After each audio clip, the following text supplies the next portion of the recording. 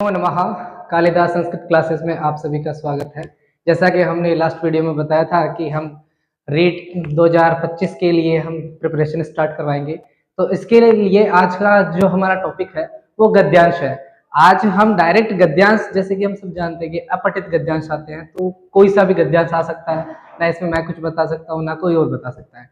तो हम पहले तो एक बार गद्यांश को देखेंगे, फिर देखेंगे कि किन किन टॉपिक से इसके अंदर प्रश्न लिया गया है, फिर हम डे बाई डे हम एक एक टॉपिक को कवर करते चलेंगे। पहले तो अपठित गद्यांश जो भी हो, हम कोशिश यह करेंगे हम इसका अर्थ समझ पाए कि ये कहना क्या चाह रहा है, इसके शब्दों का मतलब थोड़ा थोड़ा अगर कैच कर पाते तो ये अनसीन पैसेज टाइप में है। आइए एक बार हम इसको देखते हैं। ये गद्यांश पिछले साल जो रीट का सेकंड शिफ्ट हुई थी उसका पेपर है, उसके पेपर में आया हुआ है। ये विश्वनाथ कुशल कृषक अपि अस्ति। विश्वनाथ कुशल कृषक है। तस्य गृहांगणे वन पादपः विकसति। उसके घर पे पेड़ पौधे इत्यादि है। परिवार जनः तस्यार्चनम कुर्वन्ति। परिवार के जो लोग हैं वो उसका साधुवाद करते हैं, अर्चना करते हैं। सह सर्वदा कृषि कर्मणि तत्पर स्वकर्तव्यम पालयति। वह हमेशा अपने जो खेती का कृषक है, तो जो खेती का कर्म है उसका पालन करता है। सह परिश्रमं कृत्वा स्वक्षेत्रे पर्याप्त मात्रायां शाकानि फलानि च उत्पादयति। वह मेहनत करके अपने जो क्षेत्र है, जो क्षेत्र मतलब खेत, खेत के अंदर पर्याप्त मात्रा में सब्जियां फल वगैरह उगाता है। तस्य गृहे एका श्वेत वर्णाधीन वर्तते। उसके घर में एक श्वेत वर्ण की सफेद गाय है। सा दुग्धम प्रददाति। वो दूध भी देती है। तो इससे रिलेटेड कुछ क्वेश्चंस मैंने यहाँ पर रखे हैं। हालांकि अपठित गद्यांश में 5 क्वेश्चन आते हैं, लेकिन बोर्ड में डिस्टेंस कम होने के कारण मैंने 3 ही रखे हैं। तो हम इन तीनों क्वेश्चंस को बता के फिर आज जो जितने भी अब तक के रीट के पेपर हुए हैं उनमें किन किन टॉपिक्स के बारे में पूछा गया है उसके बारे में डिस्कस करेंगे। श्वेत वर्ण इत्यत्र का समासः। तो यहाँ पे समास के बारे में पूछ रहा है कि श्वेत वर्ण है उसके अंदर समास कौन सा है। श्वेत वर्ण है वह गाय, तो यहाँ पे बहुव्रीहि समास है। अब ये आपको कैसे पता चलेगा कि बहुव्रीहि समास है? इसके लिए बहुव्रीहि समास के बारे में हम समास का पूरा टॉपिक क्लियर करेंगे। कृत्वा इत्यत्र धातु प्रत्ययश्च स्तः। कृत्वा ये जो शब्द है इसके अंदर कौन सी धातु है, कौन सा प्रत्यय है? तो कृत तो कोई धातु ही नहीं है, क्री धातु है पर त्वा प्रत्यय नहीं होता, कत्वा प्रत्यय होता है। तो ये इसके अंदर तवतनिष्ठा से होता है। तो ये हमें कैसे पता चला?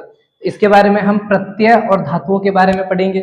मात्रायाम इत्यत्र का विभक्ति, इसके लिए विभक्ति ज्ञान। मात्रायाम सप्तमी का एक वचन है, तो यहाँ पे सप्तमी दिया हुआ है तो सप्तमी। इसी के साथ में कुछ टॉपिक्स और हैं जो इसी के साथ में हम आगे की जो बात करेंगे कि कौन कौन से टॉपिक आते हैं। तो जो हमारे बाकी के 2 क्वेश्चन रह गए थे हम पहले वो डिस्कस करते हैं।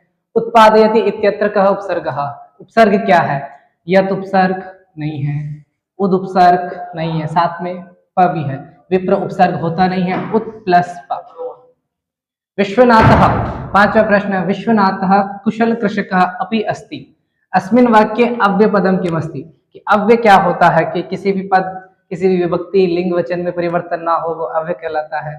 तो अपि यहाँ पे ये है। विश्वनाथ अपि विभक्ति अनुसार बदलता है। अस्ति कुशल कृषक ये दोनों नहीं है। अब इसी के साथ में हमने जो पेपर्स का एनालिसिस किया है कि क्या क्या टॉपिक आते हैं, जिसके अंदर आता है संधि, संधि आ जाता है। समास आपने अभी हमने देखा ही है कि समास आ रहा है। विभक्तियां आती है, विभक्ति ज्ञान होना चाहिए हमें। विभक्ति ज्ञान के साथ में हमें लकार आने चाहिए कि लकार कौन सा लकार है, लकार के बारे में भी पूछ लेते हैं। हाथ देखकर लिंग के लिंग की कौन से लिंग में पुल्लिंग है, स्त्रीलिंग है, नपुंसकलिंग है, लिंग के विषय के अंदर पूछ लिया जाता है। विशेषण विशेष्य के बारे में हो जाता है। विशेषण विशेष्य, विशेषण विशेष्य से संबंधित प्रश्न कर लिए जाते हैं। और अव्यय हुआ, अव्यय आ गया, चलो अव्यय हुआ, उपसर्ग, प्रत्यय, इन सभी टॉपिक्स के बारे में प्रश्न आते हैं। तो हम आज से ही सबसे पहले हम जो टॉपिक लेंगे वो हम विभक्ति का लेने वाले हैं। ऐसे एक एक करके हम पहले इन सभी टॉपिक्स को क्लियर करेंगे। इन्हीं के साथ में हमारे जो और भी क्वेश्चंस आते हैं वो भी क्लियर हो जाएंगे। इनमें शब्द रूप धातु रूप के विषय में भी आता है, तो थोड़ा बहुत हमें उसके बारे में बताएंगे। वो जब हमारा लिंग के विषय में चर्चा विभक्तियों में होगा तब शब्द रूप धातु रूप इसी के साथ में आ जाएगा। इसी के साथ धन्यवाद, आगे जुड़े रहिए ताकि हम इस पेपर को क्रैक कर सकें। धन्यवाद।